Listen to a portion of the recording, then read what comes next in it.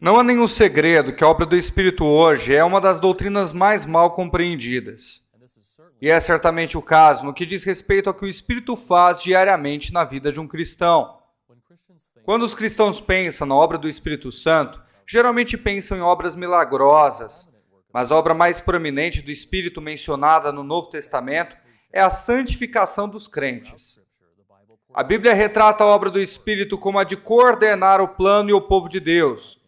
E isso é verdade no que diz respeito à ordem moral que ele realiza na vida dos cristãos diariamente. Esta direção começou com a salvação e continua com a obra da santificação do Espírito frequentemente mencionada. Depois da própria salvação, a obra de santificação do Espírito é a sua obra mais significativa.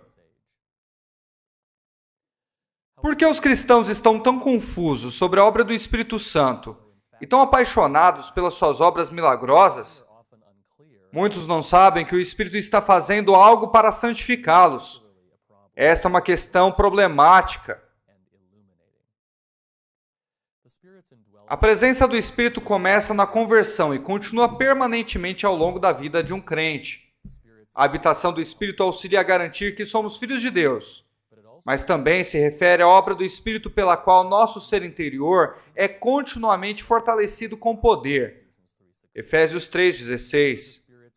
Através da habitação do Espírito, somos capazes de amar a Cristo como Ele merece, resistir ao pecado e crescer em santidade. É por isso que Paulo ora no final de Efésios 3. Por causa disso, me ponho de joelhos perante o Pai de nosso Senhor Jesus Cristo, do qual toda a família dos céus e da terra tenham o nome, para que, segundo as riquezas da sua glória, vos conceda que sejais corroborados com poder pelo seu Espírito no homem interior, para que Cristo habite pela fé no vosso coração, a fim de estarmos arraigados e fundados em amor, poderdes perfeitamente compreender com todos os santos qual seja a largura e o comprimento, a altura e a profundidade, e conhecer o amor de Cristo, que excede todo entendimento. Esse ministério do Espírito, como Paulo indica, resulta na organização da vida do crente. O fato de nossos corpos serem templos do Espírito é tanto o meio pelo qual podemos combater o pecado, como um importante motivador para o fazermos ativamente. Como Paulo adverte, fugir da prostituição. Todo pecado que o homem comete é fora do corpo, mas o que se prostitui peca contra o seu próprio corpo.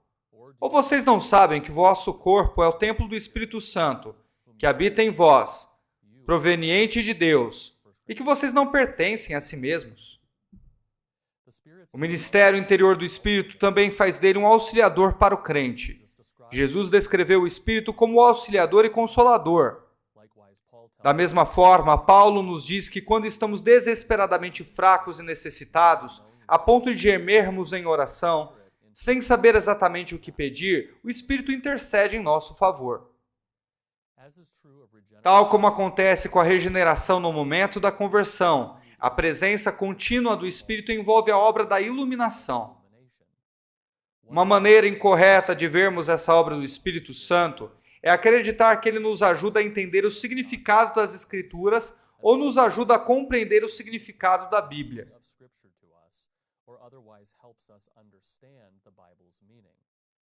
Não é isso que significa iluminação. Entretanto, não devemos esperar que o Espírito fale conosco fora das Escrituras. Então, o que os teólogos querem dizer quando falam sobre iluminação espiritual? Embora o termo iluminação não apareça nas Escrituras, ele descreve a obra do Espírito em relação à sua palavra na vida do crente. A iluminação começa na conversão, com a regeneração, o que envolve o Espírito iluminando as nossas mentes e abrindo os nossos olhos para a beleza do Evangelho e a autoridade da palavra, em vez de nos dar uma visão ou compreensão especial do significado da Bíblia em si. A iluminação começa na conversão como resultado da obra de regeneração e da sua presença residente, e continua durante toda a vida do crente como um meio necessário à santificação. Um texto que se refere à bênção dos crentes, daquilo que podemos chamar de iluminação, é Efésios 1, 16 a 23. Paulo usa especificamente a frase, tendo iluminados os nossos olhos com o entendimento. Verso 18. E qual é o resultado? O resultado é que os crentes continuam a reconhecer o valor e a autoridade da verdade, da revelação de Deus para as suas vidas.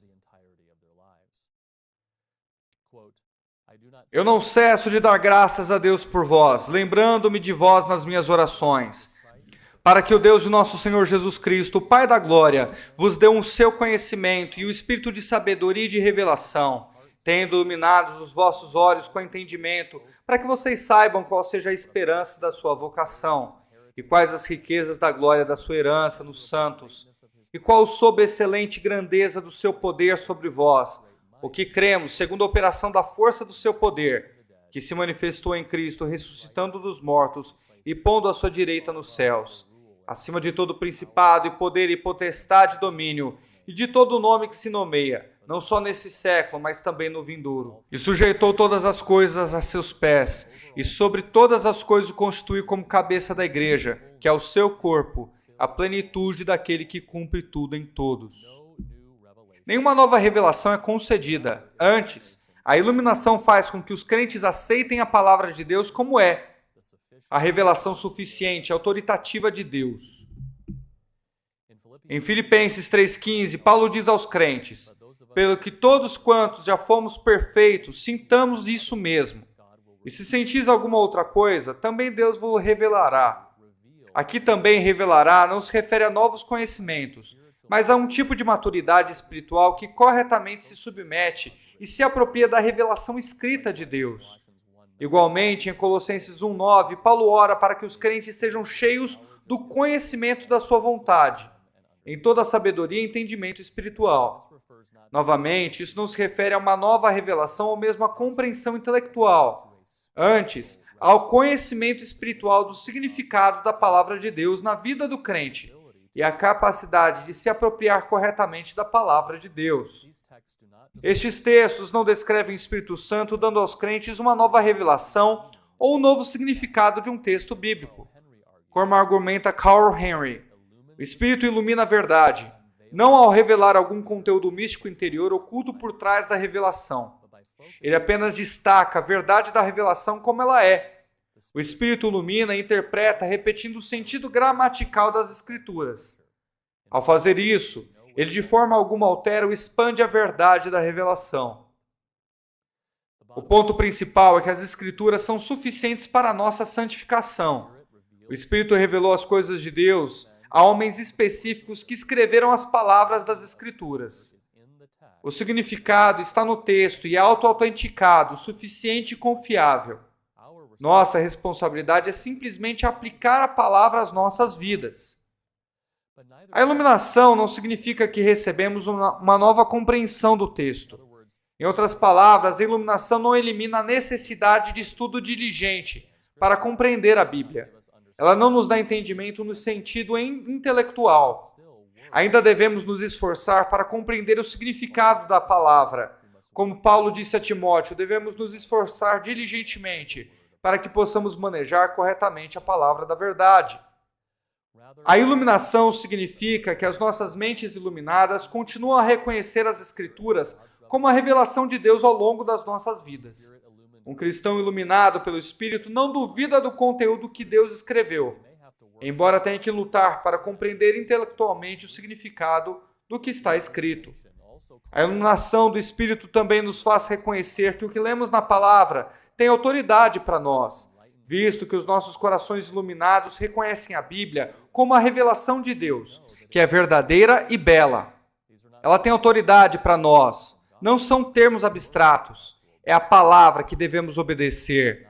A iluminação não nos revela o significado de um texto bíblico, mas faz-nos reconhecer o significado das Escrituras para as nossas vidas. Calvino diz: pela iluminação interior do Espírito, ele faz com que a palavra pregada habite nos corações dos crentes. E porque um crente iluminado reconhece a veracidade e a beleza da palavra, ele também reconhece o quão importante ela é para aplicá-la intencionalmente à sua vida. Entretanto, as formas específicas pelas quais devemos aplicar a palavra de Deus não nos serão de alguma forma reveladas através da revelação direta, de uma voz mansa ou suave, ou alguma compreensão inadequada de iluminação. Nós já fomos iluminados e essa iluminação está em curso. Devemos nos esforçar arduamente para discernir as maneiras pelas quais as nossas vidas precisam mudar como resultado da palavra. Paulo orou em Colossenses 1:9, pedindo sabedoria e entendimento espiritual, habilidade dada por Deus para aplicar corretamente a palavra às nossas vidas. E Ele nos dará essa sabedoria. Isso significa que seremos capazes de aplicar corretamente a palavra, mas não que o Espírito irá aplicá-la a nós. O Espírito nos dá sabedoria, não nos dá revelação. 1 Coríntios 2,14, pelo Espírito os crentes são capacitados a aceitar as coisas do Espírito de Deus. Finalmente, um crente iluminado submete-se voluntariamente à revelação autoritativa de Deus. Esse é o resultado natural de tudo que explicamos. Os crentes reconhecem a Bíblia como a revelação verdadeira, bela, autoritativa e significativa de Deus. E como os nossos corações foram iluminados, desejamos obedecê-la.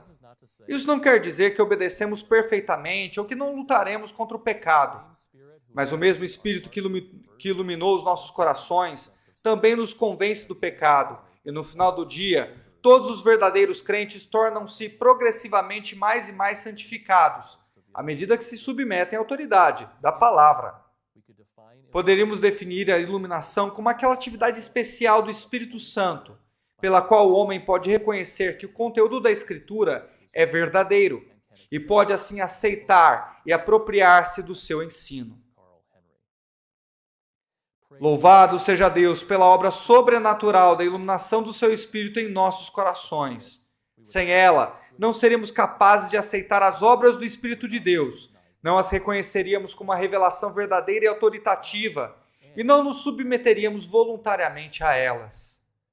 No momento da nossa conversão, nossos corações foram iluminados pela verdade da palavra de Deus, escrita como a revelação de Deus, e nos esforçamos diligentemente para aplicar as verdades nela contidas, pois é Deus quem opera em nós tanto querer quanto efetuar segundo a sua boa vontade.